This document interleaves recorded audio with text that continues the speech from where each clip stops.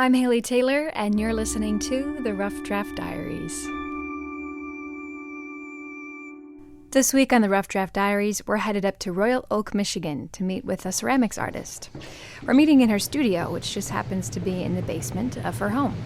If you look over there, I've got several different kinds of clay, different colors and different consistencies. Some of them are very smooth and beautiful, like glass, like porcelain. Some of them are filled with speckles and groggy, and they're kind of scratchy looking. That's Maria Kelly.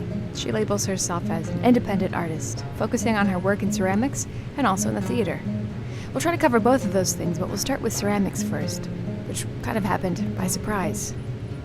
Well, I was an art student wannabe. Took a lot of art classes in college, but didn't major in it. And ceramics was part of that. And then I had to kind of let it go because I was teaching full-time and raising kids and stuff like that. And then when I moved to Michigan in 2014, there's a place in Royal Oak called Creative Art Studio, and they offer wheel throwing classes. And I started taking them and just got hooked. And so kept taking the classes and taking them, and then eventually got to the point where I was just sort of renting studio time and not really taking classes anymore, and just really began to think about making it for other people, because up until that point it was really sort of about just for me.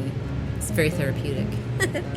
Soon after Maria finished her classes, she started working on commission. Her very first commission came from one of her old high school friends who saw her artwork on social media and asked for a dollhouse for his grandchildren. Then another friend asked for a ceramics model of his dog, and then other friends were asking for pieces of artwork based on their pets, and then Maria was fully in business. And again, all of this has come as quite a surprise. Definitely surprised. Absolutely. I'm continually surprised when people ask me to make something for them and they're willing to pay. I don't know, maybe that's not the right thing to say as an artist, but I'm always very grateful. I think I feel very lucky because I know not everyone has that in their life to be able to do something that they're absolutely 100% in love and passionate about. But I always want it to be fun.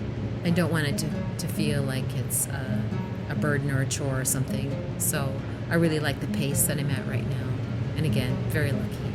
Although Maria found ceramics in a somewhat serendipitous way, her path to acting was more straightforward as she started theater back in high school.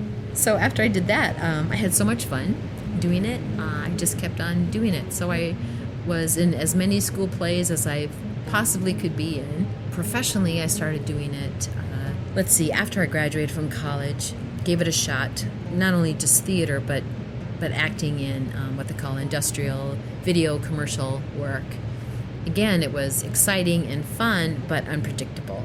And so when I decided to have children, I thought I needed something a little bit more regular and guaranteed, and so that's when I went into teaching and did theater on the side, let's say. This was a consistent stop in Maria's timeline, as it is for most women. The time before you have children and the time after. It can be particularly difficult for artists to balance their career and motherhood, as oftentimes the pay is not consistent and the quality of work varies. For Maria, it means everything was placed on hold. She couldn't pursue ceramics like she had thought she was going to in college, and instead of pursuing a professional career in acting, she looked to community theater to stay connected. But she doesn't regret any of this, as I asked her to remember back to the time when she first became a mother, trying to also juggle being an artist at the same time. I don't think anyone is ever 100% ready to have kids. You think you are, and then reality sets in, you go, I had no idea. But I knew that I would always keep doing art. I think that in order for me to be the kind of mother and parent that I wanted to be, I needed to be taking care of myself. And I know that I'm a creative person, and I know I have to be creating things and being involved in artistic endeavors. Otherwise, I'm not a happy rabbit, and then I'm not a good mother or a good parent. So my kids were schlepped to rehearsals, and they both grew up getting sketchbooks and artistic things every summer for summer vacation, and they knew that art was important to me. And I think both of them have continued to dabble in the arts in different ways because of that, and I wouldn't have had it any other way, I think. looking back on her life and career, as I make most of my Rough Draft Diaries interviews do, does put things into perspective. And for Maria, the main thing that she takes away is that it's important to do as much as you can when you can do it. Because you'll never know when something will change. Whether that's motherhood or something a bit more serious. I could get a little dark and serious here. My sister just found out she has cervical cancer. You know, that came out of the blue. Like, there's not any way you can prepare yourself for that. And, you know, she's starting to feel a little bit regretful, like maybe this, maybe that. And I think if there's a way to live your life without regret, I know that's often a privileged thing that people can say, but if there is a way, you know, take the class, eat the chocolate, drink the wine, all those things that people say, just do it, because you just never know. You just never know.